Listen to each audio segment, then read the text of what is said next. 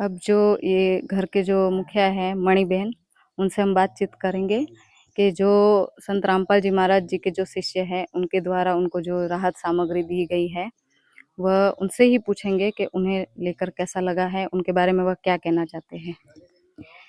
बा आ बधी जे वस्तु आपी तो संत रामपालजी महाराज विશે શું કહેવા માંગો છો?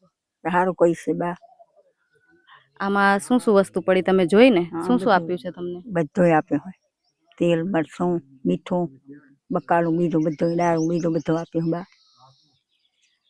તો જે સંત રામપાલજી મહારાજ છે એ આ બધી વસ્તુ આપી રહ્યા છે, એમને તમે શું કહેવા માંગો છો? તમારા જેવા ઘણા બધા એવા બહેનો છે કે એમને આવી હજી પણ જે છે રાહત સામગ્રી કોઈ મળી નથી, કે ઘણા ઘર એવા છે જે ભૂખ્યા રાતે સુઈ જાય, કોઈ પૂછવા વાળું નથી, તો એના વિશે તમે શું કહો?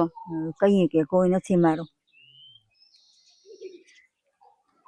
કોઈ નથી તો એક સંત રામપાલજી મહારાજ આવી રીતે બધે આવા ઘર ગોતી રહ્યા છે કે જેને કોઈ પણ સહારો ન હોય એને સહારો આપી રહ્યા છે, એમના વિશે તમે શું કહેશો? કહીએ કે અમને સહારો આપ્યો હોય અને અમે મા દીકરો સહી.